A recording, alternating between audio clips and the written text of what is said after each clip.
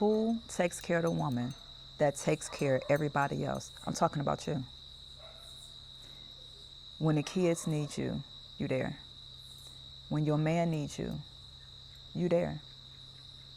When the job has demands and deadlines and the things that need to be done, you get them done. When your homegirl and your homeboy need to run something by you, you get them your ear. When a lady at the store in front of you in line is struggling with that case of water, you extend your hand to help her. When your nieces and nephews need you, you show up. When the women and the kids and the folks in your community and your tribe need you, you there. So when you need somebody, when you need to be taken care of, who takes care of you? For me, I have a few people, but here is the bigger question. Why are you not at the top of that list? How is it that everybody can get everything they need from you but you? How does that work?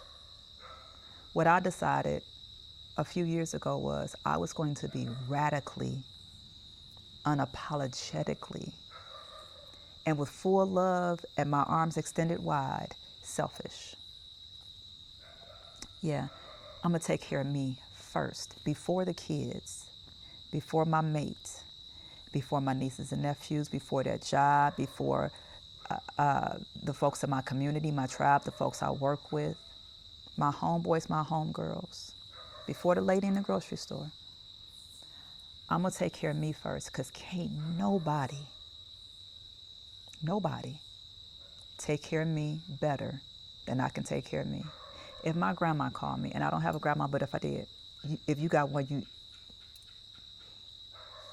if she called me and she said, baby, I need you to do this. Grandma not feeling well. This what happened with the thing, and the Medicare thing didn't come through. And if you can just go pick up my prescription and stop at the grocery store and get me some potatoes and all the things. I'm going to stop what I'm doing. And I'm going to go see about her, and I'm going to go take care of her. I'm going to make sure she's good. And I'm going to talk to her with kindness and with love and compassion. I'm going to sit there with her, and I'm going to give her some words of encouragement if she's not feeling good. I'm going to rub her leg if her leg is hurting. I'm going to talk to her with sweetness and with thoughtfulness. I'm going to choose my words carefully. I'm going to be exactly what I know she needs me to be in that moment, because she called me. If I can do that for her, because I love her and I respect her, where is that same care and tenderness and compassion and kindness and grace and gentleness? Where is that for me? Why would you wait for somebody else outside of yourself to give you what clearly you're capable of giving, because you give it to grandma, you give it to the kids, you give it to your man, you give it to your homegirls? How is it that you don't have that to give to you with the same softness? We talk about the soft life, and what I'm seeing is we waiting on somebody else to give it to us. Why can't you give it to you? Why can't you treat yourself that way? Why can't you be more gentle with yourself? Why can't you speak to yourself with more kindness? Why can't you edify yourself? I know you can do it. How do I know that? Because I know I can do it. I do it all the time. But I wasn't doing it for me, and I stopped that. I am at the top of that list. Everybody ain't gonna like it. I'm okay with that. Because after I take care of me, and if I take care of myself well enough, the way I take care of grandma, it's gonna be overflow.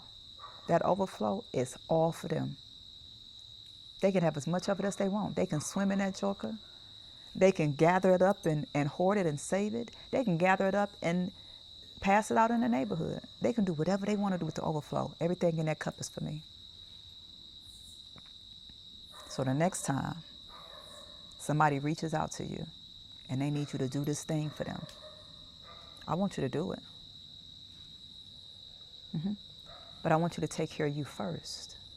I want you to make sure that when you look at that list, and when the list get long throughout the week, and the folks is pulling on you, and they asking you to do this, that, and the third, and at the end of the week you're exhausted, and you have a thought to say, I took care of everybody else, and now I'm exhausted. I want you to look in the mirror and I want you to remember this conversation right here. You still not at the top of the list?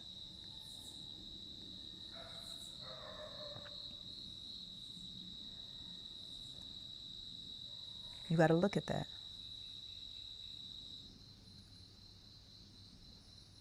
So the piece of invested alignment that this falls under is net worth, knowing your value, knowing that you have value, and honoring the value that you were born with. It's a birthright.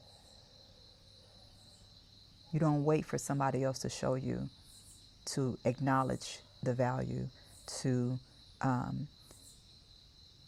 remind you of the value.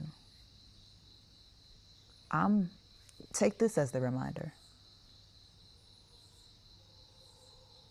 That's it, that's all. If this was supportive to you, and you know somebody else who may be questioning their value, not respecting and honoring their value, or just maybe shaken up, because life do that sometime, and it have us like, damn, send this to them.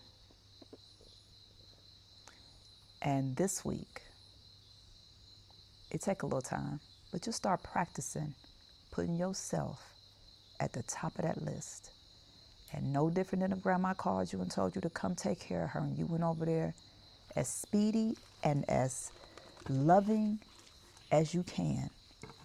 You do that same thing in that same way with you. All right, so there's that.